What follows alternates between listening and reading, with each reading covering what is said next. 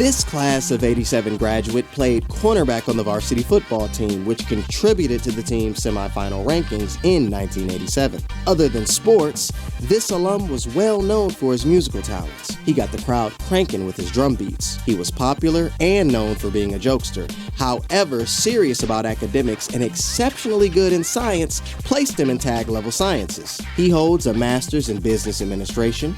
Combining education with his passions, he has multiple enterprises: DJ, photo booth operator, and musician. I have the pleasure to share the spotlight with the Arvell Howerton. So we got the Arvell Howerton on the Night Zone. See, I like that shirt too. Yeah, and I got the name because when you were in school, that 86, 87 class year? That was 85, 86 actually. That y'all went to Lackey? No, but we called ourselves the Night Zone. Oh, back then. In 85, 86. I think Stink came up with it. Okay, so you know who helped me? Because I had gone to Fooley, I had gone to Gwen to figure out how to come up with a name, even Tanya. Oh, yeah? Yeah. So then finally Greg came out one night and he said, we were the Knights. We were the Night Zone. The Night Zone. That's Bam. Right. There it is. That's how we got it. That's a good name for this. But what I do want to tap into, because I have a memory of all these antics that you did. The Arvell Howerton, better known as Butchie. Remember when you were pledging? Yeah. You was that boy. You told us. So name some of the things on the pledge that they had you to do. Y'all had to go find. And I'll tell you which one I'm going to talk about. I don't remember. Well, let me refresh your memory. Because look, I'm not supposed to be telling people that. So anyway, I bought some equipment here because you the music man. And I know back in the day when we was in school, we used to make our go-go beats on the desk and get our fingers for the roll-a-tons or get the pencils going. Oh my goodness, you're taking me back. Right. So I bought my own little ghetto instruments, right? So stop. Because remember I asked you, when you're playing the drums, how you get your feet to do one thing and this hand is doing something else. So I bought a teaspoon. So to make some good noise, do I use this end or can I use a teaspoon end? Oh. So I had it the wrong way. Yeah, you want to hit it right here. Okay, so I'm hitting right there, but what am I doing? All right.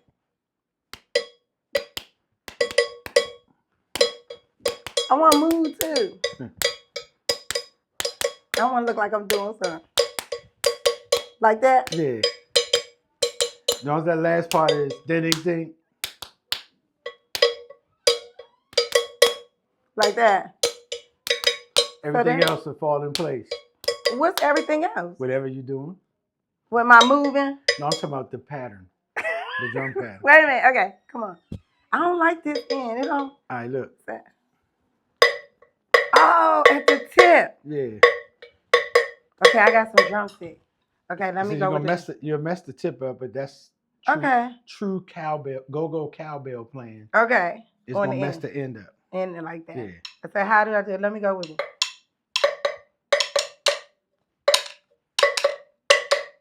So I'm ready for a band now? Almost. Wait a minute. Dropped it. What was that side? Okay, why you do that little side thing? What's that for? Just a little accent. Let me see here. Just a different sound. Just to get more sounds out of the one. Okay, go again.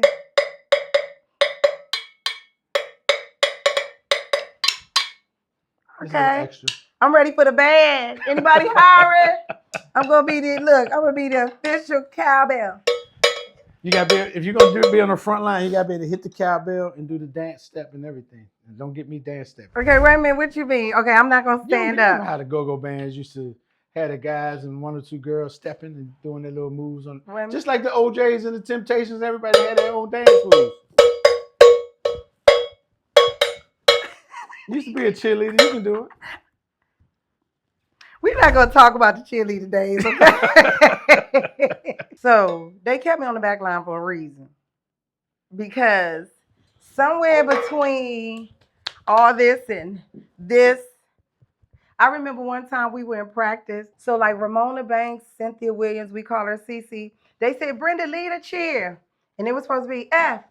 Some F, H, S. Can you dig it? Forceville, Isabel. I don't know where I came out with this from. F, F, H, S. Can you dig it? Everybody was like, No, they can't.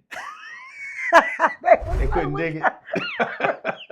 They was like, that's not the cheer. And I was like, oh, what is it? I'm telling you, we probably had over 20-something cheers. Y'all look good to me. I just couldn't. Because you wasn't looking at me. I couldn't tell y'all. Because you couldn't listen. First of all, you should have been paying attention to the game. Not if it was basketball. I ain't play basketball. Well, it was football too. But that's because I could hear y'all. That's because, yeah. But you wasn't supposed to be looking our way anyway. But if you was looking at me, those shits, I jacked up all those shits. You made the squad. Getting back to you. So I sent you a reel the other day because the same thing that happened on that reel is the same thing that you did back in the day. So this man right here, ladies and gents, how you used to do it, you used to call one person on the phone. Yep. And you say, hold on, champ. Come on, tell how you did it. It was right when they got three-way telephone lines. You know, sitting around, what they say, with idle mind, you know, you get yourself in some trouble. So we were at Crystal's house. As usual. A buddy of ours named Crystal. And she had three-way. A lot of people didn't have three-way, but she did. So we would, you know, back then you remember phone numbers. Now you don't remember phone numbers. We don't remember no phone numbers. You know, we remember different people's phone numbers. So I would call one person and say, hey, Greg, or hey, Champ, or hey, whatever, you know, what's up? Hold on for 1 second, man. Hold on real quick. Got another call coming in. And so I would click over. Remember, it would go do. So I click over and call somebody else. And I think it was Tina the one time. It was the most funny. Yeah. I called Tina. And Matina Stevens, for people that don't remember or know. Yeah, I called Tina. And Tina was like, hello? And I clicked instantly. And I think it was Jeff Barbie on the other line. No, it was Tina and Greg. It was Tina and Greg. Okay, and Tina, Greg Drummond. It was Greg and Tina. So I clicked and they were like, hello? You called me? No, I ain't called. Yes, you did. You called me. I'm like, and we sitting in the background. Who is this? We sitting in the background dying laughing. But they was like, who is this? We can't make sound, but we just dying laughing. And they was like, who is this? Who is this? Yeah, and we would do that we did that like 3 or 4 times every time we got together. But Greg and Tina realized it was each other because they grew heard up together. each other's voice too. They heard it and they started having a conversation. They said, and I remember they said, it's a middleman in here. So somebody constructed this call. And we are sitting back here dying. I don't know if we ever told him. I don't think so. We might have told him years later. Because one time we did it to somebody and they started cussing each other out. Yep. We had a ball. And we would laugh. We was like both of them in the same school with each other. They don't know who is who. And they just called each other all out of their name. Didn't know who was who. I was having so much fun that night. I was like, why do I even hook up with you with all the stuff that you did? You had no choice. All the stuff just like that. Hanging with your brother. I know, because I did. That's the only way I could get out of the house. So I had to hang with all of y'all. It was you, George, my brother Greg. In order for me to get out the house, I had to ride around with my brother. So I ended up being with the guys all the time. So I learned all the crazy stuff. Because remember, you reminded me not too long ago, we was at Hampton Mall in the snow. Oh, yeah. In the snow. And y'all got pulled over, by some RoboCops? RoboCops. The daggone security, the mall security cops. They got pulled over and they asked, what y'all doing out here? I think we was turning donuts. Yeah. Or spinning in the snow. I think we had 2 cars. Maybe we had, I don't know if we had 1 car. Yeah, we was in, I know we had my mother's car because Greg used to drive. And maybe I had a car, my dad's car. And y'all was spinning and doing donuts in the parking lot. It was so crazy. And then y'all had to get out and run. We didn't know if they were real cops or not. We were 16, 17 years old. We didn't know. And they were trying to flex on us. So and y'all was running up. They said, y'all play sports? We're like, yeah. We all acting like we tough. We were in shape, tip-top shape. Yeah, we played football. We were good this year. Blah, blah, blah, and this and that. All right. Well, go run down there by that pole and come right back. And us dummies ran on down there. By me being a girl, I just got to sit it out. I just got. They had us running, and I know they were just like, look at these little crazy boys. But you was up to no good We were up to anyway. no good, so You was up to no we good. figured that would keep us out of trouble, so we did what they asked us to do. Did what they asked us to do. And they let us go. So now that you're a dad, Mm. and thinking back to all the stuff you did, maybe your dating life, all kinds of stuff. What advice? Because you have 2 daughters, right? Yeah. One is a school teacher at this point. When she was growing up, what advice did you give her about like high school academics, anything? What advice did you give her about her life? Well, or things to do, not to do? Well, the main thing that I tell her still to this day, and I have a 9-year-old too. I tell her, I've been telling both of them since they were in kindergarten, to do your very best. So I try to tell them that all the time. Do their very best in what? Period. At school. Well, my older daughter is at school too, but she's at work. So I just feel like if you encourage your children, even if it's just a generic statement like "do your best," and you say it on a regular basis, it's gonna kick in. And their best could be whatever they want to do. You know, they're just gonna remember, I need to do my best, because a lot of kids, in particular, probably a lot of kids of color, in my opinion, don't get someone to encourage them, you know, to do something positive. So what about you? When you were in school, not starting from what your parents told you, but just in general, did you do your best in school and did you do well? Not college, high school. I did my best, but my best was my best academically, but my best to kind of have a lot of fun. Okay. But I did my best. Okay. Because see, I didn't know whether you did well academically. I know you did well. I did pretty good. I know you did well having a lot of fun. I definitely had a lot of fun. Because you were real popular in school. From what I remember, always had some jokes, some antics going on. Then anywhere there was music, any of that stuff, you were always in it. You was always about that music. So I didn't know if you did well academically. Well, for the record. He said for the record. In 9th grade, I don't know why I excelled in science. In 9th grade, I got A's in all 4 quarters of earth science. And so they Miss Tatum. No, I was some guy. I forgot. Oh, okay. You had a guy. And then they put me in tag biology for 10th grade. Okay. I'm impressed. And then I took chemistry in 11th grade. Were you in my class with Mr. Cook? No. I don't know. No, because George was in my class. It was me, George, Vincent, McDuffie. No, I wasn't in y'all's class.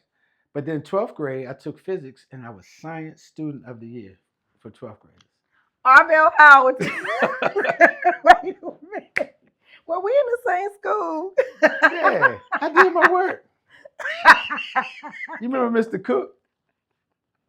He had me You were the Science Student of the Year for 12th graders. Yeah. I don't believe it.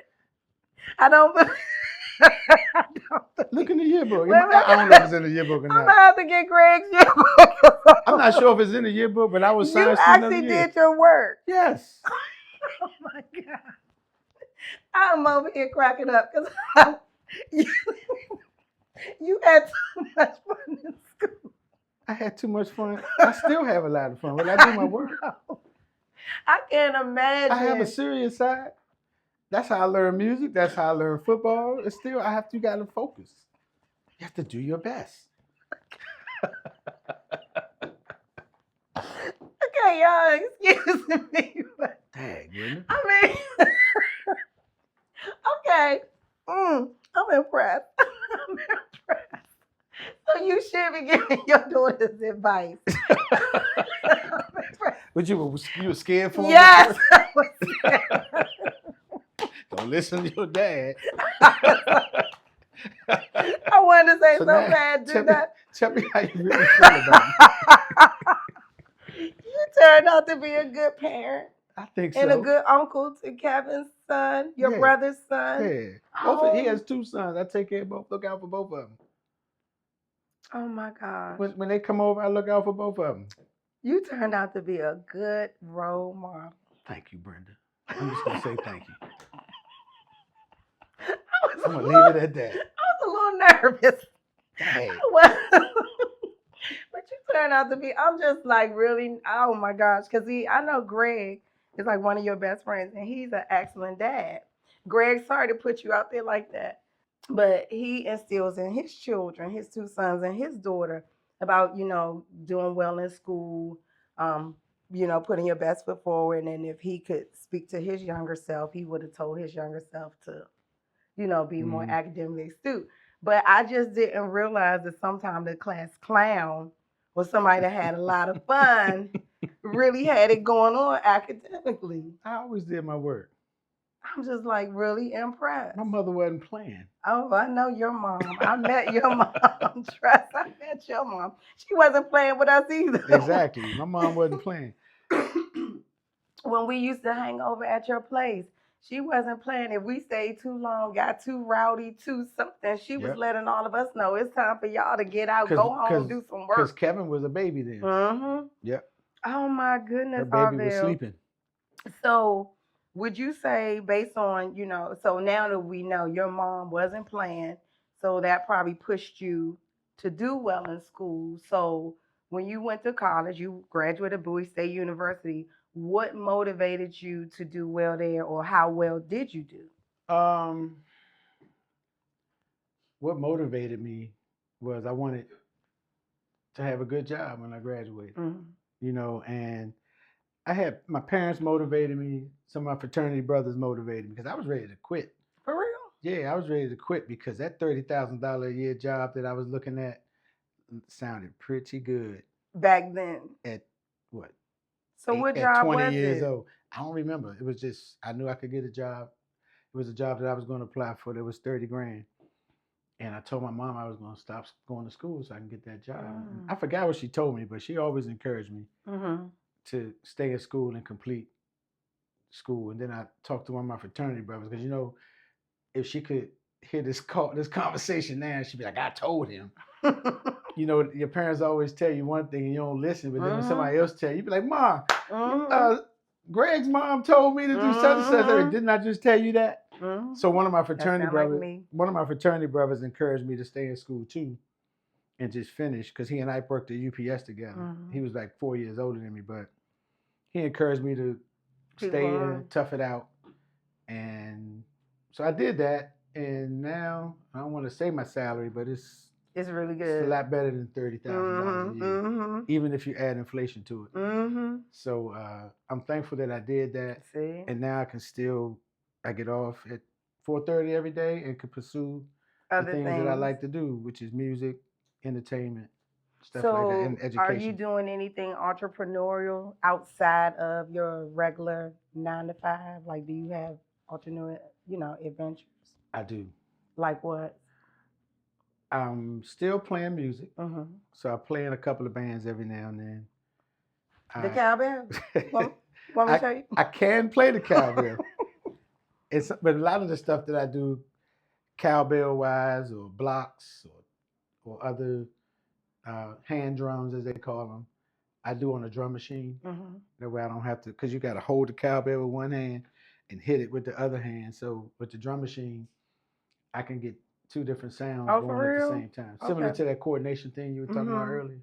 I can do two parts at one time opposed to holding the cowbell with one hand and playing it with the other. I wish we had your drum set here because you may not remember this, but you actually was sitting down one time trying to tell me to keep the tempo, I think, with my right foot.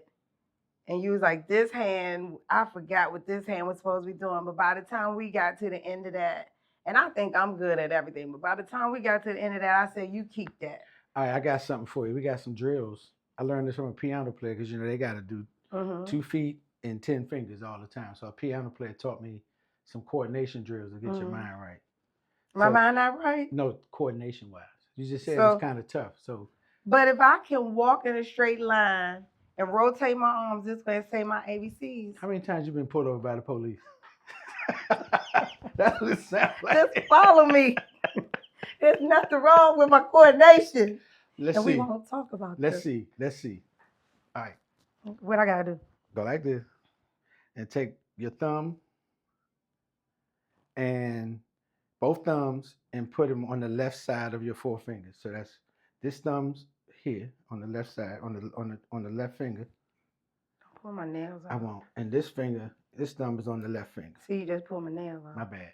Okay. So you notice one's on the index finger, one's on the pinky. Mm-hmm. So you're gonna go across to the right. Let me see you. 1, 2, 3, 4. And then go back 1, 2, 3, 4. Okay. Do them at the same time. That's coordination. It's just getting your brain to function. It's like watch. 1, 2, 3, 4. 1, 2, 3, 4. Hold on, 1, when we going 2, too 3, fast. 4. 1, And 2, so we over 3, here. 4. Something's one missing.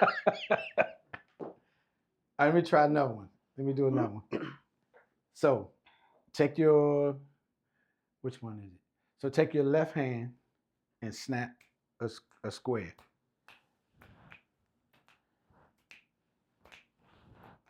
All right, now stop. Now take your right hand and snap a triangle. I was gonna start at the Now start at the bottom because you want both hands going like that. Oh Lord. Start go 1, 2, 3. 1, 2, 3. 1, 2, 3. Now do them together. What's this one supposed to be doing? Let's start from here. You got to do a square with one hand and a triangle with the other. I don't know. They just drill. Okay. They just drills. They help you with your coordination. So actually, I do the square with the right hand. I'm sorry. Okay. So 1, 2, 3, 4.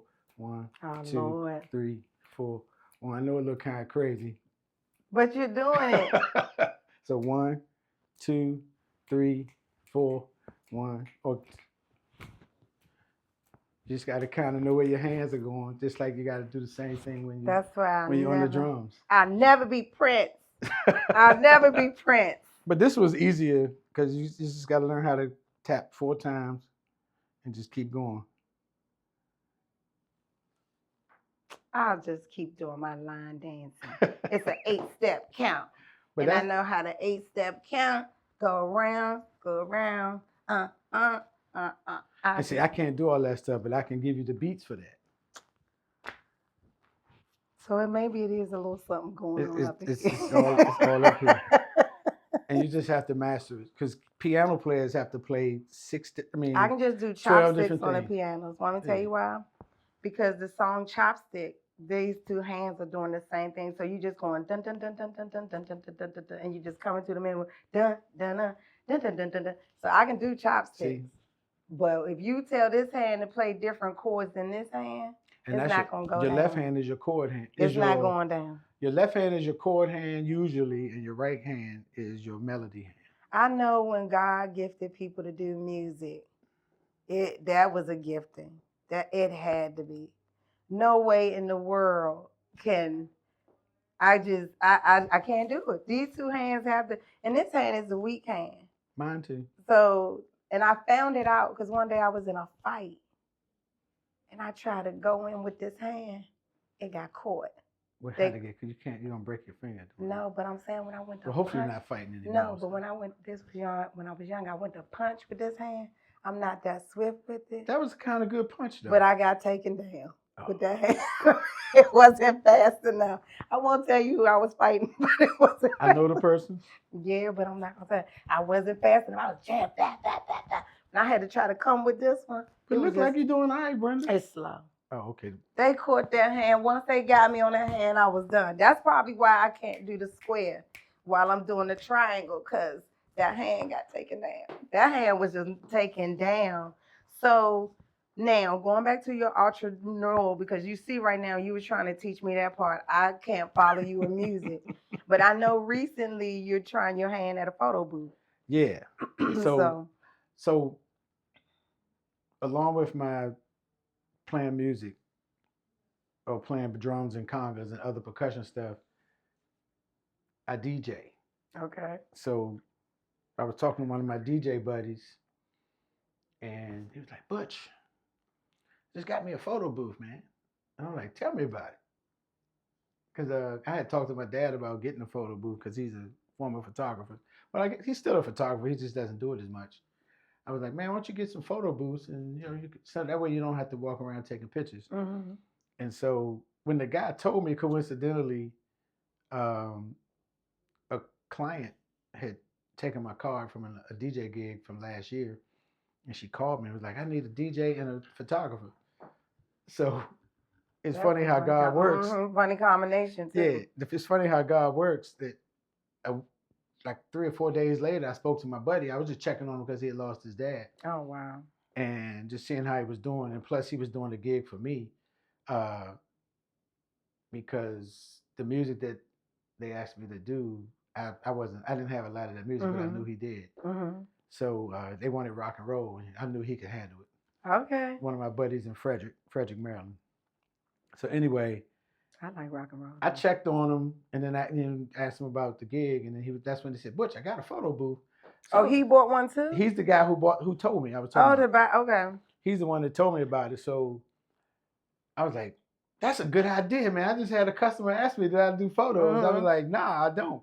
But when we were in school or when you were younger, the younger you, I don't remember you DJing. I DJed at home a lot. Like, Darren, remember my brother Darren?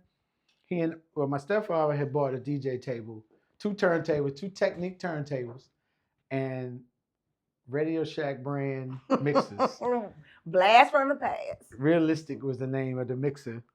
Realistic. The DJ mixer called Realistic, and we had an equalizer. So that's where I first learned how to work the equalizers for all the frequencies and stuff.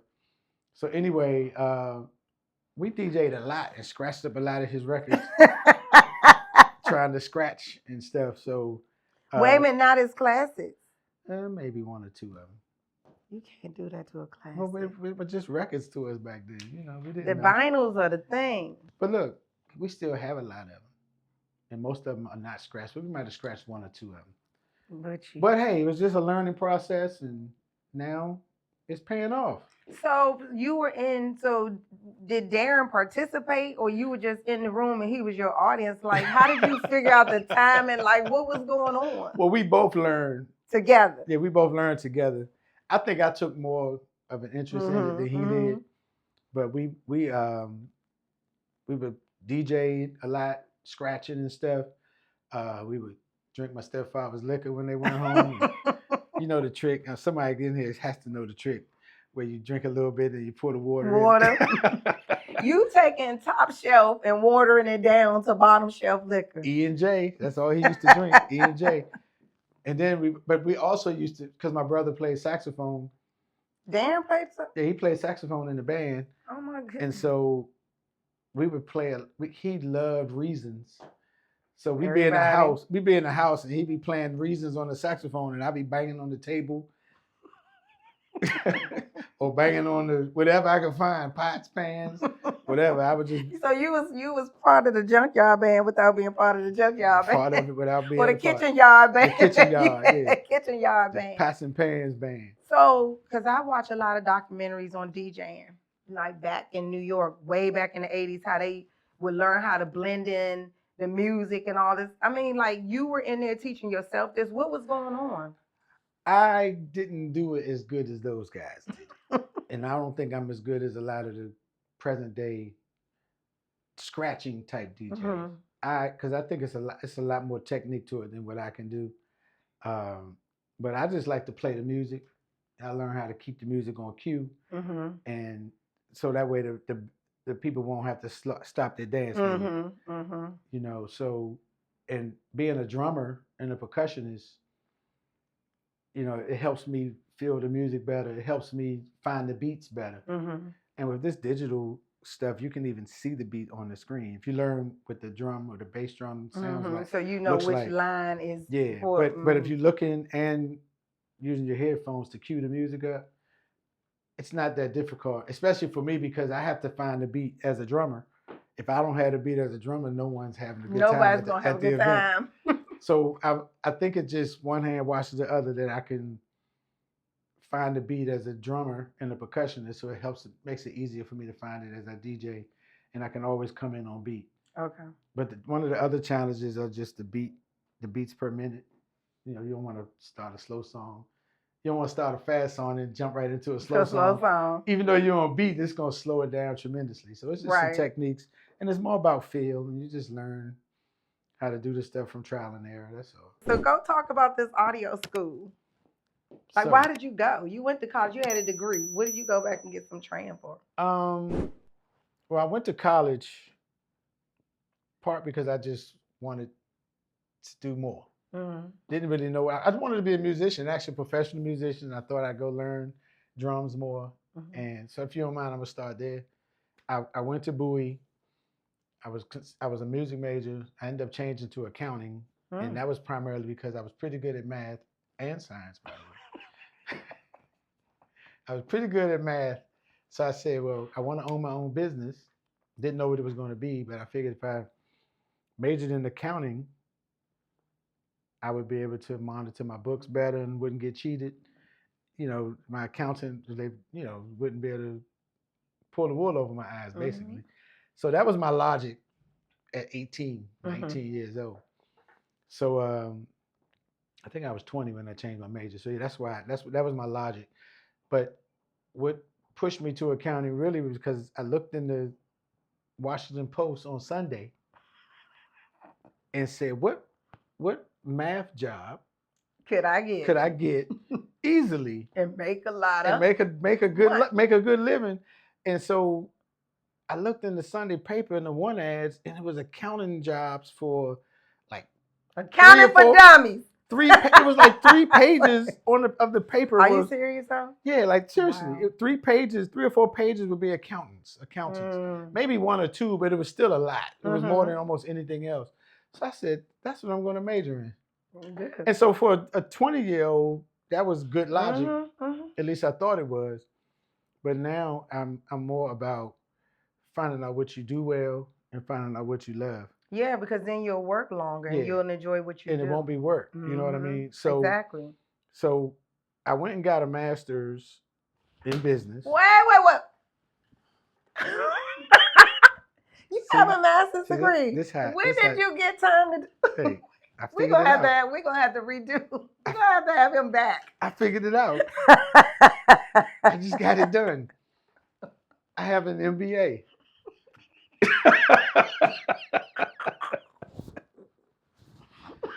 Oh, Lord have mercy. And I used to teach GED math and English, by the way,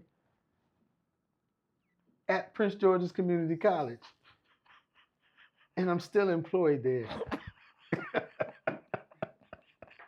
Dang, Bryn. I did not know you had a bright future for yourself. But anyway, I thought he was going to be a stand-up comic. See how your friends do? So I got my MBA because one of my buddies is I'm so proud of you. He's a partner at a law firm, but he's like he's a good friend, but he's also a mentor to me. And I was talking to him about going to grad school, and I told him what I was going to major in. He was like, "Why don't you just get the MBA because you'll be more well-rounded in business?" Wow. And so I decided to do that. And I wanted to get my master's because I was looking out for my career. I was like, these young guys and gals coming out of college and going straight to grad school and they're getting the jobs. I said, if I want to compete, I need to freshen up. So that's another reason why I went. But deep down inside, I wanted to go back because it was this organization called the Alexander Boucher Society at Bowie State. And I don't know if it was Alexander Boucher or if it was 2 people, I can't remember, but one or both of them were the first 1 or 2 I'm gonna look that up. Black people to get PhDs. Wow. And so the organization, they selected me as one of the people to be in the organization. Dang, Brenda. I'm really impressed. But our oath, within our oath, we had to promise that we would go to graduate school and get a master's. And so I felt like I owed that to the society for selecting me. So that was one of the reasons I went back as well. And I wanted business again, similar to my logic earlier, because I wanted to run my own business. So if I'm gonna pay money for a degree, I might as well get in something that I'm planning to use it with. So anyway, fast forward, You did the audio school. I went to audio school, and that was because I was already running sound a little bit for the bands that I played with, and I had to run my own sound for DJing. So I know a little bit about it, enough to get set up for my small groups and my DJ gigs. But I was like, you know what? This is fun. And I have been dealing with DJing and speakers at home all my life. So with my dad, both my dad and my stepdad are former musicians. So it didn't matter which parent's house I was over, it was always music going on. And both of them played, one played trumpet, one played drums. So I was always involved with music and records and all of that. So anyway, I said, why not go to audio school? Because it was always intriguing. I recorded at a place called Omega Studios in Rockville. I heard of that. And I remember seeing guys, the interns and the students recording stuff. And I'm like, oh, that would be fun. But where am I finding the time to do it? You found the time to get a master's degree. Yeah. While you were lifing, you were getting a master's degree. And daddying. Yeah. And shoot, that's a whole nother story. But even though I joke with you a lot, but I am really impressed because when we're in school, every time you're a class clown or you this and that, they equated you to being dumb, not making the grade, not meeting the mark and all that. And you have proved that you can be in high school, be on a football team, be a musician, still make good grades, go off to college, and be an entrepreneur, be a good father. I'm really deep down inside, I'm impressed. Well, I am impressed. I joke a lot. I laugh with you a lot. Every time I see you, it's like we haven't missed years in between, but I'm impressed.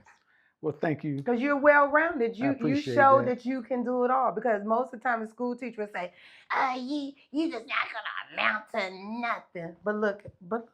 I've been told that a few times. But look, you proved everybody wrong. Well, I'm glad I could. I mean, I was just doing what I thought was right. So what would you say to, in closing, what would you say to either a younger you or a young man that have the gift to be happy like you, to make other people laugh? You know, what would you say to him in challenges or struggling trying to get through high school and then college? And well, the first two things I always tell everybody, if it's not too late, master your multiplication, because all advanced math is based on multiplication. Okay. And master the English language.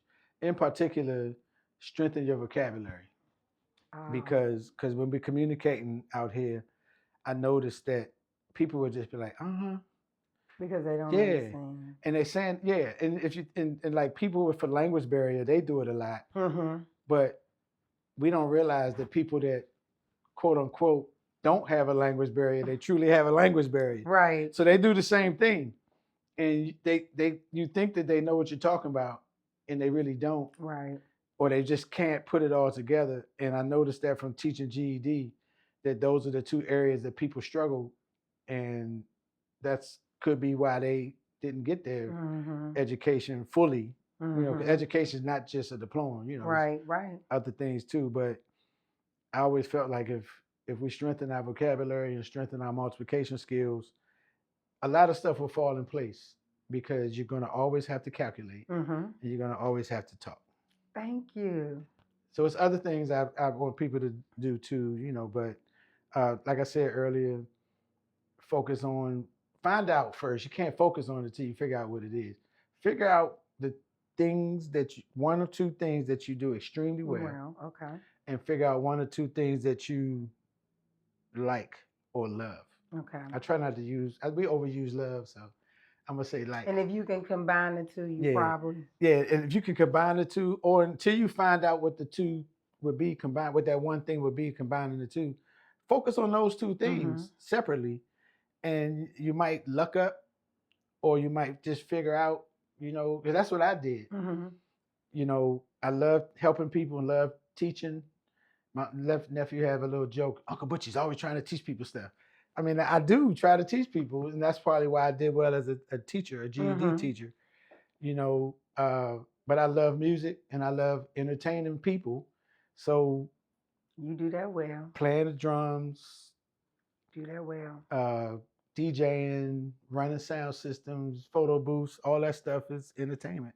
All right. So I just and for me, it's not like work, as you alluded to a few minutes ago. When you're doing what you love or what you like or what you do well. Yeah. So well, that's what I would leave. I thank with you everybody. that you answered the call. When I asked you to come, you worked out some things in your schedule to be on the Night Zone podcast. And I thank you so much. I'm part of the Night Zone. The originals. So I had no choice. The originals. When Brenda called, I had no choice but to Thank you. You're the original. Well, thank you. And I'm sorry I clowned you. That's all right. I clowned you enough this time. It's payback. Encourage us to create more content. Subscribe and click on the like button. Oh yeah, don't forget to turn on notifications for new videos.